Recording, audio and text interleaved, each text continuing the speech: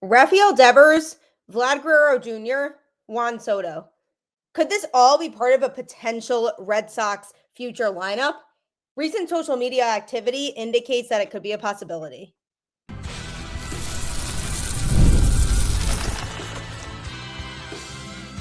You are Locked On Red Sox, your daily Boston Red Sox podcast. Part of the Locked On Podcast Network, your team every day. Hi, and welcome to Locked On Red Sox, your daily Boston Red Sox podcast, part of the Locked On Podcast Network, your team every day. I'm your host, Gabby Hurlbut, former ESPN social media associate and current host of the Boston Balling podcast as well. And I'm here to bring you the latest in all things Boston Red Sox, Monday through Friday, straight to your favorite podcast feed, all for free. So start your day the right way with Locked On Red Sox. Today's episode is brought to you by Game Time. Download the Game Time app, create an account, and use code LOCKEDONMLB for $20 off your first purchase. I will tell you a little bit more about Game Time later on this fabulous Friday. Happy Friday to you. Happy end of the week in what certainly felt like a really long week. I feel like that week after a holiday weekend always feels like such a drag. And you want it to go by quickly, and then it just doesn't. So glad we made it here to the end of the week. And it was a busy week for the Red Sox. I mean, they signed Aroldis Chapman to a one-year deal. There have been more and more rumblings going on about Juan Soto, so I'm going to be touching a little bit on the Juan Soto situation later on in the show, as well as talking about the situation with the Red Sox and who's going to close games in 2025, because they have several avenues that they could take there. So I'm going to be going a little bit in depth on that. But first, if you picture the Red Sox lineup right now with where it's at, they need to add more power to the lineup. And that's why they certainly are fighting as hard as they possibly can to get Juan Soto. But there's another player whose name has been linked in recent days to the Red Sox because of some social media activity, and that is Vlad Guerrero Jr. of the Blue Jays. Obviously, one of the best players in the sport, huge power bat that could be a huge addition to a Red Sox team that could use that kind of power. He had a really good 2024 season with the Blue Jays, which included being named an All-Star, winning his second Silver Slugger Award, and placing sixth in American League MVP award voting. He posted a 940 OPS with 30 home runs, 44 doubles, 103 RBIs, and 98 runs scored in 697 plate appearances. So he certainly did not have a 2024 season to be ashamed of. The 25-year-old is estimated to earn a $28.8 million in 2025, which is his final year of arbitration before reaching free agency. So the question here becomes, can the Blue Jays retain him on a long-term contract? His current market value right now sits at about 10 years and $260 million. If he doesn't stay in Toronto, are the Boston Red Sox a true possibility for him? Now, the only reason that recent speculation has us talking about this is because there was a picture posted on Instagram that was imagining what it would be like to have Soto, Vlad, and Rafael Devers all together in Boston Red Sox uniforms. And Vlad liked that post, so it was brought to everybody's attention on Twitter that he liked the post. I mean, imagine what a trio that would be, both in terms of production and also their payroll commitments and what they would be giving to these guys. Devers is in the middle of a $313 million deal. Obviously, we know Soto is expected to sign for at least $600 million, but likely a lot more than that. Even if Vlad doesn't hit the $300 million mark with his next contract, that would be $1 billion tied up between three players. So would the Red Sox realistically want to take that on? First, Juan Soto needs to land with the Red Sox for this idea to even stay alive in the first place. But if he does, it could be something to watch as Vlad nears free agency. And all signs are pointing to him not actually staying in Toronto when he does become a free agent.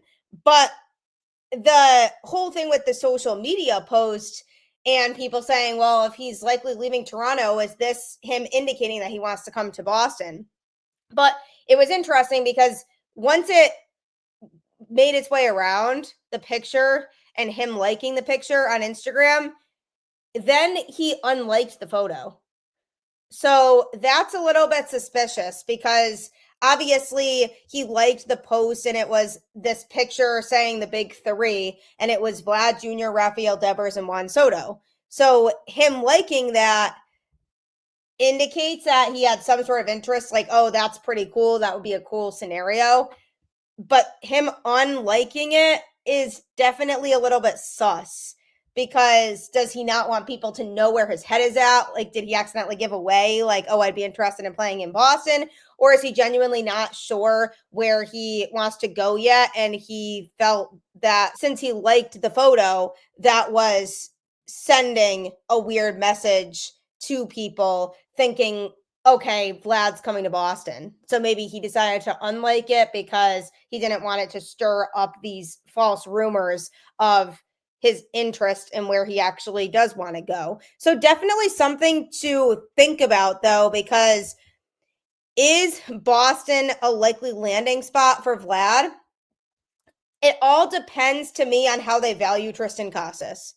Because if they truly see Triston Casas as the first baseman of the future, then it makes no sense to bring in Vlad, because you wouldn't pay him all kinds of money to be a first baseman if you have your franchise guy at that position that you want to commit to in the long run. But obviously, I've mentioned Casas on the show before as a potential trade piece this offseason. If the Red Sox are really serious about wanting to get pitching, then Casas could be somebody whose name gets brought up in conversation. And if they do decide we want to move Triston Casas for pitching, then that to me opens up a window for them to possibly want to commit to signing Vlad when he does become a free agent. But on the flip side of that, too, for the Blue Jays, if they feel like there's no chance he's going to stay in Toronto, shouldn't they trade him now before he even hits free agency? So that way then they can get something in return for him instead of just letting him walk. And this was like when the Red Sox traded Mookie Betts, which obviously was just a bummer and a huge disappointment that they didn't want to just pay the guy. But he was approaching free agency. So rather than just letting him walk for nothing, the Red Sox traded him and got something in return. Obviously, in hindsight, it didn't end up being that great of a return. But, you know, at the time, they felt like they were getting these talented prospects. I could go off about the Mookie Betts situation. That's definitely a conversation for another day. But I was just bringing up an example of a player of that caliber. When they are approaching free agency, you don't want him to go somewhere else and your team to end up with nothing. So if I'm the Blue Jays, and I really am confident that all these signs are pointing towards him not staying, I'm looking into trading him. And if they do look into trading him, will the Red Sox be a team that would trade for him? And if they were to trade for him, would they be using him as a rental so they could try to win in 2025, especially if they have Soto in the lineup? Or would they plan to then extend him beyond the upcoming season and plan to use him as a cornerstone piece of the future? So obviously, you can't really read too much into what players do on social media, because it's really easy to overthink that and say, oh, wow, he liked the post, so that obviously must mean he's coming to Boston, or at least is really heavily considering coming to Boston. Because I feel like him then going and unliking the picture after that sends more of a message of, oh, I shouldn't have done that. I don't want fans to get the wrong idea. So while it's great to imagine the idea of Vlad in a Boston Red Sox uniform, that would be a pretty deadly combination between him and Juan Soto, and then you add Devers into the mix. It doesn't necessarily indicate anything to me about either his interest or the Red Sox interest. And again, when you have Triston Casas, who has the ability that he has, is he the guy of the future? Because if not, then I could see the Red Sox making a move, but it really depends, I think, on what happens this offseason. For one, if they get Soto, and for two, if they feel like it makes sense to move Casas for some solid pitching. So we'll have to see how that all plays out. I just wanted to go on record and say I wouldn't read too much into this whole social media scenario, because I don't think it's really sending much of a message at all. And it is natural during this time of year, during free agency, when players and coaches and people around the league are anxiously waiting for decisions to be made. And maybe some players haven't made their decision because they're waiting for other ones to. And then fans are getting anxious because they just want to know who's coming to their team. It's natural to start to overthink and get really excited about little things like that. But I don't think that really means anything at all. It's going to come down to what is the interest level of both sides. Do the Red Sox really want to commit to a player like Vlad, especially if they have a massive Juan Soto contract in the books? But we will see, because they do seem to be changing their mentality in terms of how aggressive they want to be moving forward and how they're approaching the rest of this offseason. So coming up, I'm going to be talking a little bit about that approach, as they have buckled down even more so in recent days when it comes to their potential acquisition of Juan Soto. I want to tell you a lot more about Game Time, though, because if you are trying to get tickets for any sort of live event at all, Game Time is 100% the place you should look. I don't recommend looking at other ticketing vendors, because Game Time always has lower prices. Every time I've gone on to look for tickets for anything, I just haven't found the same prices as I found through Game Time. And it gives you a nice view from your seat so that you can be reassured that it's worth what you're paying for and that you're not having an obstructed view. So there are so many things about Game Time I absolutely love. And I love the fact that they implemented this new feature called Game Time Picks that makes getting tickets for your favorite live events even easier. Basically, it filters out the fluff to show you only incredible deals on great seats, so you don't have to waste time searching through thousands of tickets. It's so much less time consuming than if you were to go on some other ticketing vendors. Take the guesswork out of buying tickets with Game Time. Download the Game Time app, create an account, and use code LOCKEDONMLB for $20 off your first purchase. Terms apply. Again, create an account and redeem code LOCKEDONMLB. That's Locked On MLB for $20 off. Download Game Time today. What time is it? Game Time. I always tell every single person that I know, if I know they're trying to purchase tickets to any sort of live event, to look no further than Game Time, because you really would be amazed at the difference in price between what you see on Game Time versus other vendors that sell tickets. So obviously, Vlad Guerrero Jr. is a player who would be really well coveted and is approaching free agency, and all signs are pointing to him not going back to Toronto. But are the Red Sox a viable option for him? I think it's still way too soon to tell whether that's the type of financial commitment that the Red Sox would want to make, whether Boston is truly a destination that he would be interested in going to. But I think he would be more interested in coming to Boston if they were to land Juan Soto this offseason. And John Henry seems really committed to wanting to get Juan Soto. Everything I have heard from people that I trust have indicated that things with Soto are progressing. And the Red Sox have requested another meeting with Soto and Scott Boras for this weekend.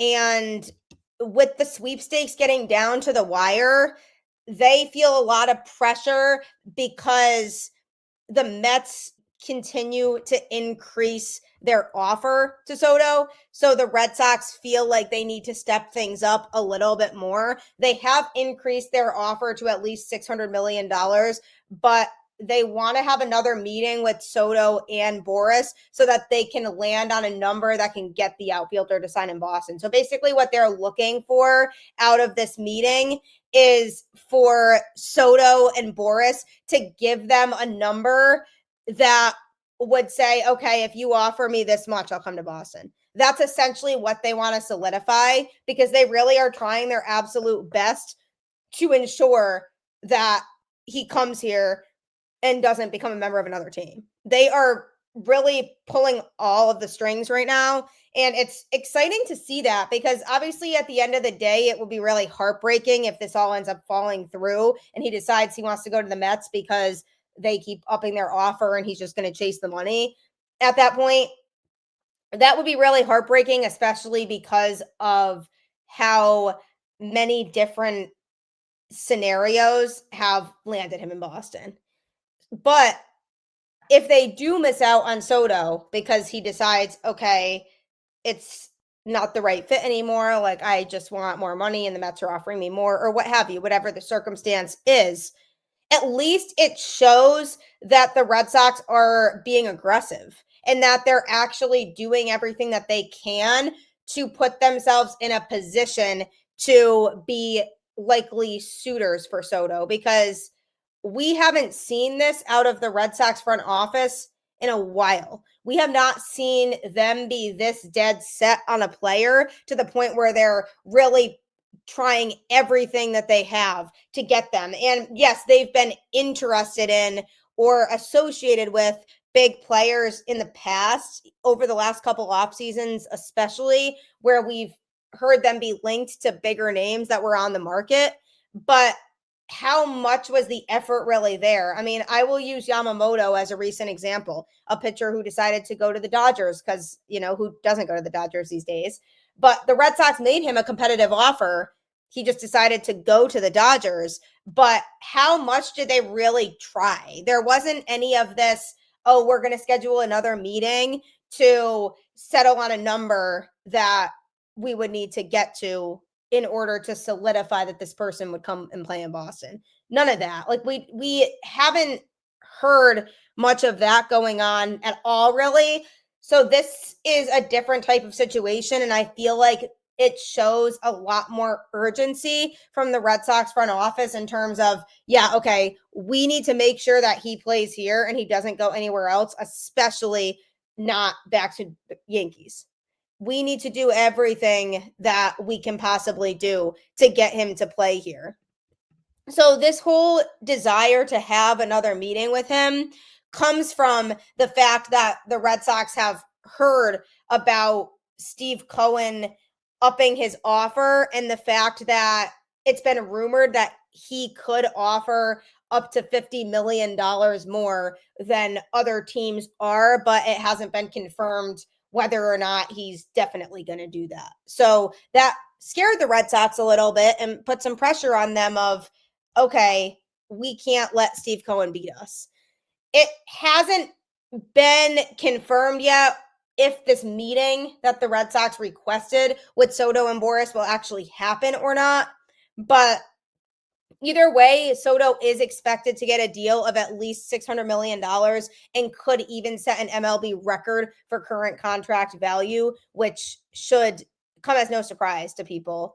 But this Red Sox front office has disappointed the fan base so much the last few years by not being in the conversation for a lot of these big name players, or always finishing second or third and never being the team that lands that type of player.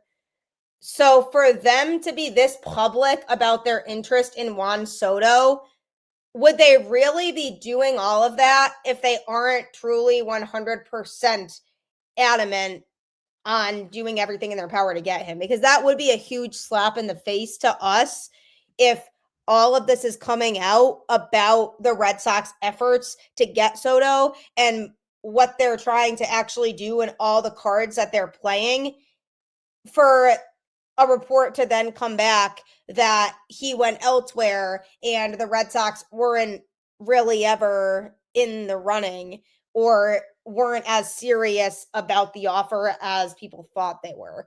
That would be incredibly insulting to the fan base. And I think Henry and company know that. And that is why they are continuing to push and push and push for Soto, because worst case scenario for them is he goes elsewhere. And that would obviously be heartbreaking for all of us who are just really excited to welcome Soto with open arms here. But if he goes elsewhere, at least then they can look at the fan base at the end of the day and say, we tried. You saw that we tried. We did literally everything we could. And he decided to go elsewhere. That would cause a lot of people, I think, to change their tune about this Red Sox front office. And I think even a little bit in general, because of the fact that they're still big contenders and a favorite in this whole situation. People are starting to change their tune a little bit about how they feel about Red Sox ownership and the front office in general. So them requesting another meeting, nobody else has done that. The Red Sox are the only team that wants to go back to Soto and Boris, which, by the way, John Henry himself hasn't spoken directly to Juan Soto. He has talked to other people in Soto's camp, but he personally has not interacted with Soto directly. So this could be the opportunity for him to do that and for them to have a conversation with each other about the direction of the Red Sox. And they really want to get to the bottom of this with Boris, where they want to find out, okay, what's the number we have to get to in order for you to say, yes, I'll sign with the Boston Red Sox. And I really hope that Boris doesn't just play games with the Red Sox and he actually uses this meeting as a productive way to make sure that Soto's getting all of the money that he wants. Because honestly, the Red Sox requesting this meeting, to me, feels like they are willing to spend whatever it takes to get him. And this is not something that I felt confident saying about John Henry the last few years at all. I did not feel confident in the fact that he is willing to spend whatever is needed on a player. I always felt like he had numbers in mind that he was willing to spend on somebody, but then if it exceeded a certain number, then he would back away and say, we're not doing that. In this situation, though, they haven't backed away from trying to sign Soto, and they just continue to seemingly be more and more committed, more than ever, to wanting to bring him here. So to me, this is nice to see out of them. It's nice to see the Red Sox go and make the type of effort that they're making to sign a player who is a generational talent. So we'll see if this meeting actually happens. It still has yet to be decided if Soto and Boris want to take the meeting, if they're going to accept it or not. But if they do accept it, the Red Sox mean business. They want to come up with an agreed upon number with Boris and Soto that says, if you offer us this, then we definitely won't go anywhere else and we are coming to Boston. And that's very promising. I hope it's a productive conversation. I hope that John Henry doesn't get scared during the conversation and decide, oh, wow, that's a lot more than I expected, so we're not doing it anymore. I wouldn't put it past the guy to do that. But we just have to wait and see what happens with it. I'm hoping they accept the meeting, because if the Red Sox can agree to a number, it likely is game over for everybody else. So while we anxiously await what's going to happen with Juan Soto, we also have the pitching situation with the Red Sox that needs to be worked out for 2025. So coming up, I'm going to be going over their options for closing games and what direction they likely would take with that. Get ready to tackle the NFL action with FanDuel, America's #1 sportsbook. Because right now, new customers can bet $5 and get $150 in bonus bets if you win. The FanDuel Sportsbook app gives you everything you need to place live bets on the NFL, all in one place. So when you get a hunch in the middle of the game, you can check out the latest stats, view live play-by-play, and so much more on the same page where you place your bets. Just visit FanDuel.com to join today. You'll get started with $150 in bonus bets if you win your first $5 bet. That's FanDuel.com. Never waste a hunch and make every moment more with FanDuel, an official sportsbook partner of the NFL.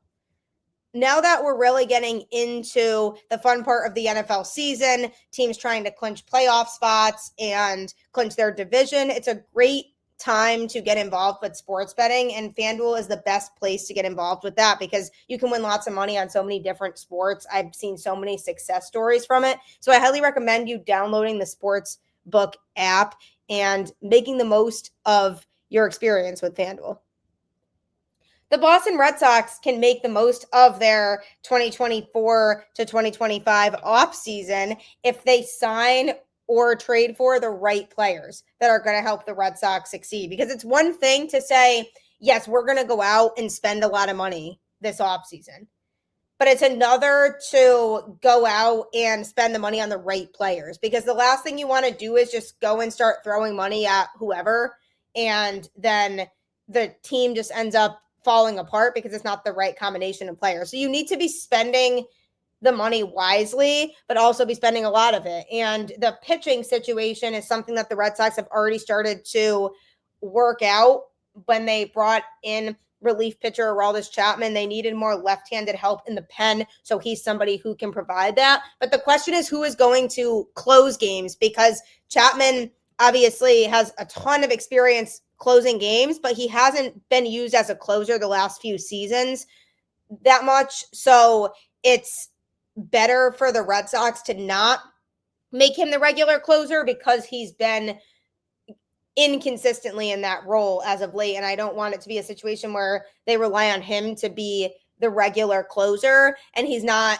able to pitch effectively in that spot anymore. But that is an option that I'm sure the Red Sox will discuss, and how things go in spring training will definitely play a factor in who plays what role in the Red Sox bullpen. But Liam Hendricks is another option of somebody that has been discussed as potentially being the closer for the Red Sox in 2025. But he said he didn't want that job given to him and that he prefers competition. He said he, of course, wants to be the closer, but I also don't want it to be given to me. I am completely okay with the competition. I actually prefer the competition because I want to make sure I can test myself. So he doesn't want the Red Sox to just wake up one day and say, okay, we're going to make Hendricks the closer. He wants to work for it, and he wants to go and match up against the Red Sox other options and to actually earn that spot at that point, and for the Red Sox to come out and say, you know, we trust you the most out of everybody that we were considering for this spot. But the closer competition should definitely be one of the biggest storylines to watch for during spring training. Obviously, Hendricks missed the 2024 season while rehabbing from Tommy John surgery, but is an obvious top candidate to replace free agent Kenley Jansen in the 9th inning. He has plenty of closer experience. 35-year-old righty who won 2 AL Rivera reliever awards and earned 3 All-Star selections while recording 114 saves from 2019 to 2022. But again, like I just mentioned, they also signed longtime closer Aroldis Chapman, even though he hasn't been closing really that much over the last few seasons, but he's recorded 335 career saves, including 14 saves last year for Pittsburgh. But he has more holds with 37 than saves with 29 since the start of 2022, because he's been used in more of a setup man type of role. So I think that's what he'd be more equipped to be in now in Boston, is that 7th or 8th inning type of position. But Justin Slayton, who Craig Breslow also noted recently is capable of closing, is definitely somebody that would be an intriguing option, because Justin Slayton showed a ton of potential in the Red Sox bullpen this past season, and he never closed because obviously they had Kenley, and then they had Chris Martin when he was healthy as the setup man. But Justin Slayton, during a portion of the season when Chris Martin wasn't available, they would use Slayton in that setup type of role. And then, of course, he got injured and ended up missing a good portion of the season as well. But he's definitely not a bad idea to put into that slot, because he's shown that he can pitch effectively in high leverage, which is obviously the most important thing when you're a closer. So during spring training, I think that they should try that out and see how he performs in the closing role. And that could be another thing for the Red Sox to consider as they navigate through what their roster is going to look like to begin the 2025 season. So you have those 3 guys there who all are options that likely could be considered for the closing spot. And then you have Garrett Whitlock, whose name has also been brought up as somebody who could close. I've always liked Garrett Whitlock better out of the bullpen. I can't even keep track of how many times I've said this openly. I do not like Whitlock as much as a starter. I don't think stretching him out is best for him. He, to me, has his best stuff when he's pitching in a limited capacity, 1 or 2 innings at a time, and you're getting the best possible stuff you can get from him, but you don't necessarily have him straining himself to have a 4 or 5 inning outing every time. So I really like a lot more of Whitlock out of the bullpen. So maybe they throw him into the closer spot because they like what they see from him when he's only pitching 1 inning at a time. So I think that's another name that the Red Sox could kind of test out during spring training to see if it makes sense to throw him into that closing role. But Liam Hendricks is happy that the Red Sox signed Aroldis Chapman. He said, I've been with Craig Kimbrell, Kenley Jansen, and now Aroldis Chapman, the 3 preeminent closers of our generation. So I'm just excited to be able to learn from him. And from all the reports I've heard, he's a fantastic mentor to some of these young Latin guys, and I think that's going to be fantastic for this group moving forward. Hendricks also did say he's feeling pretty strong physically. I threw a bullpen yesterday at BC. It's my second bullpen of the offseason. Everything is going well, and we're moving forward pretty well. He's also excited about Juan Soto's decision, and he said, I think anytime in free agency, you want that big domino to fall as early as possible for the rest of the class. And sometimes with the holdups from those big guys, it makes it tough for some of the other guys. Look, at the end of the day, Juan Soto is a generational type player, and I think if any team has an opportunity to get him, you do it. That's exactly what I've been saying on the show. If you have the opportunity to get Juan Soto, you get him. I've also said he's holding up the rest of the market. His decision is going to facilitate everybody else signing. So this Juan Soto decision definitely couldn't come any sooner. We are all hanging on here, trying to be patient and waiting.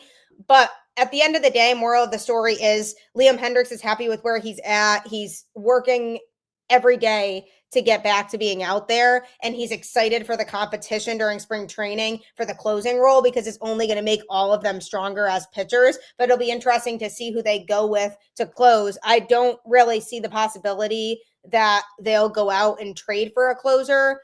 At this point, I think they would try to make the closer somebody they have internally. And one of those 4 guys I mentioned likely would be the guy. Those are the guys that they're considering right now. So we'll have to see how it all plays out. But we'll know soon enough. Soto's decision is right around the corner. I do promise you that. And then the rest of the dominoes should fall at that point. But while we go through this process, just try to keep the faith, like I always say, and go Red Sox. And after this, you can check out Locked On MLB on YouTube or wherever you get your podcasts. Host Paul Sullivan, a.k.a. Sully, will keep you up to date on everything going on around the league. So that can be your next listen right after you finish this. Thank you for tuning in as always, and I will catch you on the flip side.